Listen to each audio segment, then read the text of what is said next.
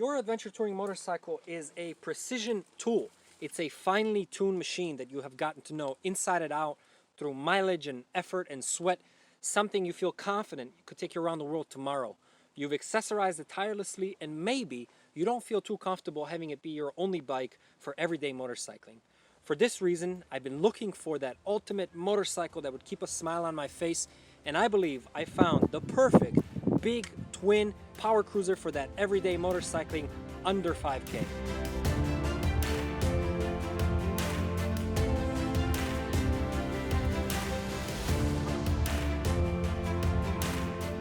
Greetings riders, Nick here with Pegasus Motorcycle Tours and Consulting, bringing you another motorcycle review. What I have for you today is a 2003 Yamaha Road Star Warrior. This is one hell of a machine.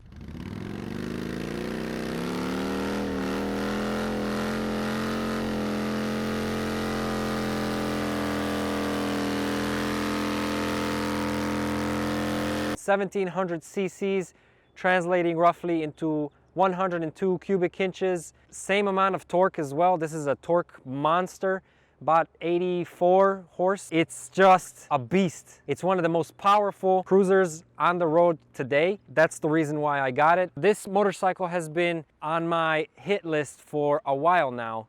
I'm always looking for the ultimate V-twin, and after trying out the Indian Scout, this was the next bike to conquer, and I gotta say, it's very, very satisfying and fun to ride. This particular bike is definitely not for beginners.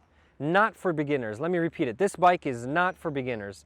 It's incredibly powerful, yet it's not the easiest bike to learn on and not the easiest bike to stop either. It's about 613 pounds of dry weight, and you combine that with 100 foot-pounds of torque and 84 horse and this fat 200 millimeter tire in the rear, and you got a serious muscle cruiser that's definitely for the more advanced riders of us. You might notice it has different exhaust. The slip-ons give it this muscular look and change the, in my opinion, very unattractive original single big muffler that's on the bike. They're also very, very beautiful in tone, much deeper sound, easier to hear you on the road, makes it a little bit safer as well.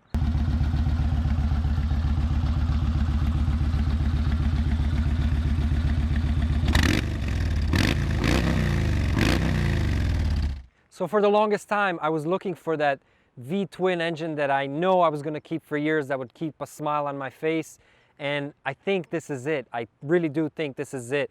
It's the power of the 48-degree V-twin, these massive pistons propelling you forward. Even on the highway going 70, you get that power there. It just never gets old, never gets boring. So this has to be one of the more satisfying machines that I've been riding lately. Now, as much as this bike is killing it in the power, it's lacking that much in the braking. The problem is that the front brakes are simply inadequate to stop a machine of this power and this weight. And I think that has a lot to do with the rear being so fat. It's 200 millimeters, one of the fattest tires you can put on a bike like this.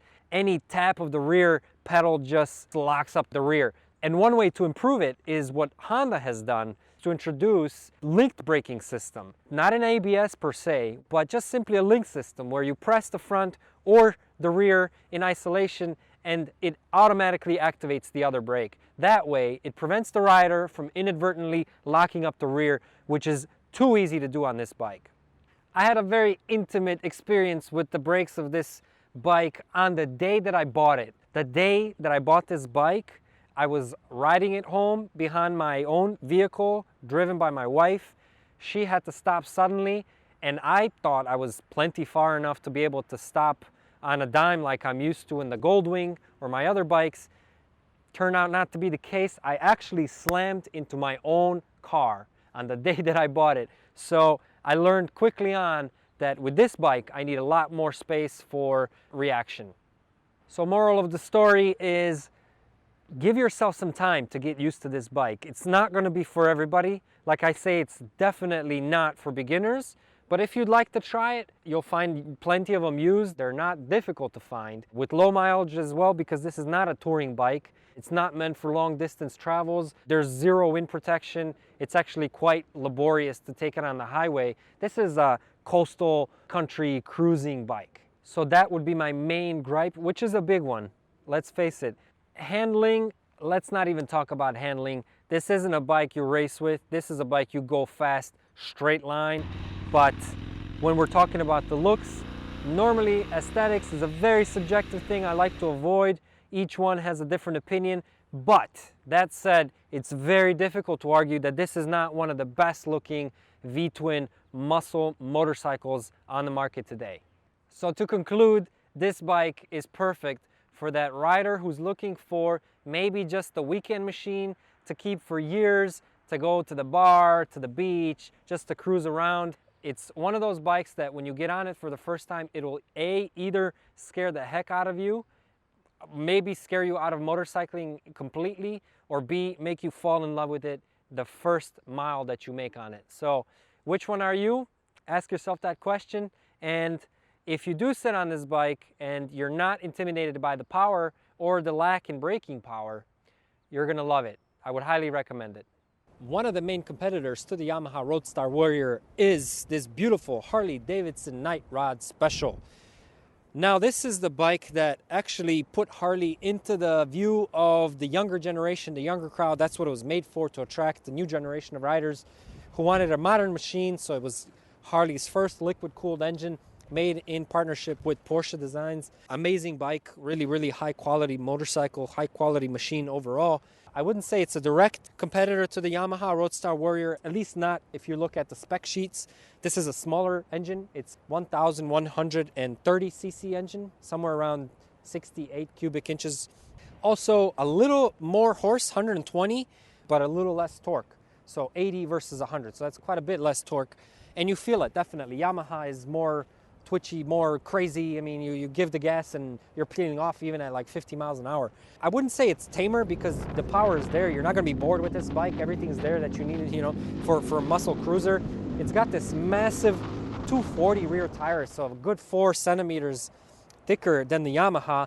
But contrary to what you would think, it's actually quite easy to maneuver. I feel this bike is more maneuverable than the Yamaha. But to be fair, my Yamaha was lowered, which affects suspension travel and performance. What I don't like about this bike is the ergonomics. They're quite uncomfortable, I think, for anybody that's human, but I found a way around it. Basically, much like my Yamaha Road Star Warrior, which had extended bars so that I didn't have to expend so much, I could actually dip down underneath the handlebars and be perfectly aerodynamic, feel no air whatsoever. I actually hook my feet on the rear pegs, and I feel this massive engine underneath me punching me in the chest, and I feel like a fucking missile. It's just a gorgeous feeling. I can't describe it, you know. It's addicting, you know. I went on Craigslist, as I do all the time, and I noticed my own black V-Strom, the one that I reviewed in a previous video, linked up here. I called the guy up and I say, "What's up? Did you not like the bike? Is everything in order?" And he says, "No, I love the bike, but I don't get a chance to use it the way that it's intended to be used. And now I'm looking for something for the city, a power cruiser." So I said, "Okay, what did you have in mind?" And he says, "Indian Scout." And I said, "Beautiful bike, great bike. Another bike I reviewed here, you can check that out." Considering he said he's looking for something a little more aggressive, I told him, "I have a Yamaha Road Star Warrior. You're welcome to see what it's about because it's kind of the top of the food chain, just so you know what to compare it with. No stress, no pressure whatsoever." He came, he saw, and he bought it right away. The first mile he put on it, like I warn you, you put a mile on it, you're gonna like it. Beautiful Pelicans, look at that, gorgeous. Wow, loving it out here. We basically traded bikes. I received my V-Strom back. He got his beautiful Yamaha Road Star Warrior. I called him a few months later. He's super happy with it.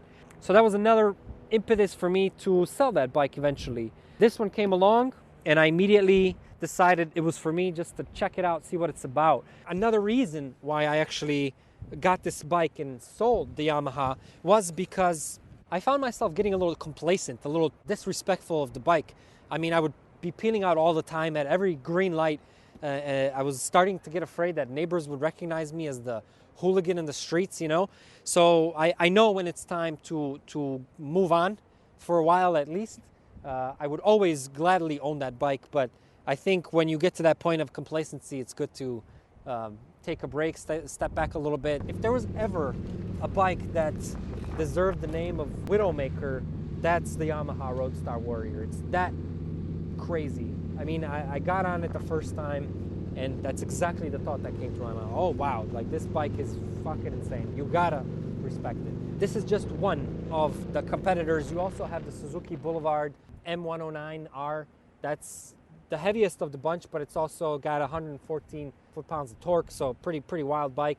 You do have the Honda VTX 1800, but it's almost 100 pounds heavier, and it's got a shaft drive, a little tamer for sure, definitely aiming at a different crowd, so not a direct competitor, I would say. You have the Gunner from Victory, of course, no longer in production. You have the Rocket from Triumph. Another honorable mention is a Harley that not a lot of people know about, including Harley riders. I only got experience with it in Italy. I was touring part of my Pegasus project trip that some of you may know, and here comes this bike on this gorgeous Harley that I've never seen before. It kind of looked like a custom chopper with the fork extended forward. So I agreed, and with his broken English and my non-existent Italian, we try to understand each other, but the universal language of motorcycling, he just says, take it, try it. It blew my mind, you know, this total stranger, like let's try it out. Sure, I'll try it out. And I ended up actually taking it for quite a bit for a few hours that day in the mountains of Italy. Gorgeous riding, by the way. It was made in limited production in, I believe, 2008. And it kind of looks like a custom chopper with the extended forks in the front. The wheel extends quite far out. The looks are not for everybody, although I think when you see it in person, you might change your mind. And it's got this massive V-twin air-cooled engine, this fat 240 tire, and it actually looks like a hardtail when in fact it does have a hidden spring underneath the seat.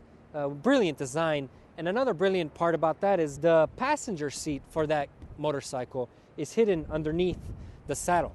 Really brilliant design. You would never think it's there. It just unfolds, it clips in place, and you're ready to go. You know how I feel about that. When I reviewed the Indian Scout, I had a luggage rack on it with the gel pad that I can remove. It allows me to carry a passenger, because I do have passenger pegs installed as well, if I want to. And I do that simply by just adding a gel pad. It's not comfortable for long haul, but it is comfortable for short trips to the bar, to the store, or whatever. So the benefit of that is, you know, it gives you an excuse to turn some folks away. You know, you go to the bar and there's that not so welcome attention and take me for a ride, why don't we go for a spin? I don't have a seat, I'm sorry. On the flip side, you go to the bar and you know, you're right up there solo and you meet somebody and you need to take them home, and you can do that. So yeah, those are some of the notable competitors to the Yamaha Road Star Warrior.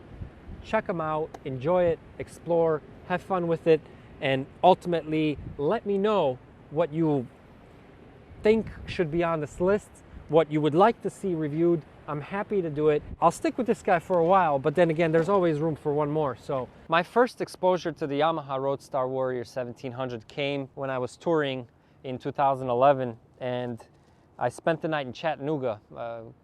Came down from the mountains, the Chair House Skyway, the Deals Gap, and Dragon's Tail, all those amazing roads that you absolutely have to hit if you're ever in the region. And I was hosted by a gentleman from Couchsurfing, and he was an owner of the Yamaha Road Star Warrior. His name was Eric, and this review is partly in his honor. He very recently decided to take his own life, and Eric is no longer with us.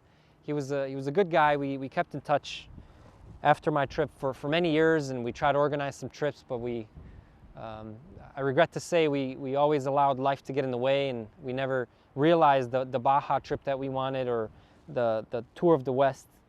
So that's one thing I regret. If you or anybody you know is going through a rough time, and you suspect that these thoughts might be coming to their mind, please ask the tough question. Ask if they are considering suicide, and get in touch with the National Suicide Prevention Hotline. I will link that in the description as well. And make sure they have the support they need at that crucial time. As Buddhism teaches, life is suffering.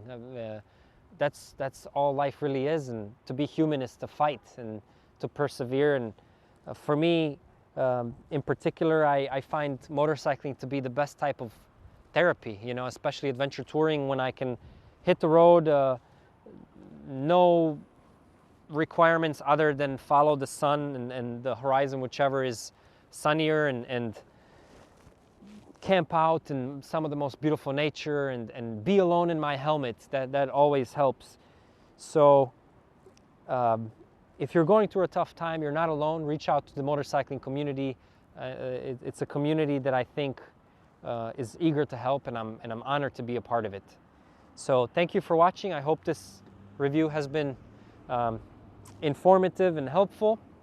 And in honor of Eric, I before we parted ways that day in 2011, we went out for breakfast at this American diner, and I asked him if he had 3 wishes, if he caught a magical goldfish, what they would be. And his answers now, looking back, I find to be quite telling, quite indicative of what a good person he was. So I leave you with a little bit of Eric's memory to close this video out. And ride safe, rubber side down, and till next time, Nick, I'm out. All right, so we are located at the spot. It's a very American looking restaurant, and this is my couch surfing host, Eric. Great host, thank you for everything. Yeah, absolutely. This is our lovely hostess. I don't know your name. Kristen. You might be on a documentary for the Pegasus project. If I do it, I'll let you know. But, all right, I wanted to ask you a few questions. Sure. Basically, how long have you been participating in couch surfing? Since September of 2004. And have you surfed as well as hosted? Yeah, I've Yeah? done both. Internationally or just here domestically? Yeah, both domestically in the U.S. and Why do you choose to participate in couch surfing? just meeting amazing people, just having experiences. Thank you. Yeah, you don't say so yourself. And just experiencing things that I probably would have never experienced otherwise. All right. Now my real question is the following. Imagine if you were to go fishing and you caught a magical goldfish. Okay. That would afford you 3 wishes. What 3 wishes would you ask for? And it can't be more wishes. Have money to buy time. If you want. Ah. I guess be happy. I guess, although I'm pretty happy anyways. For people to care more about each other. And have great weather to ride all the time. There you go. Love that. That's good. Thank you, Eric. Thanks a lot.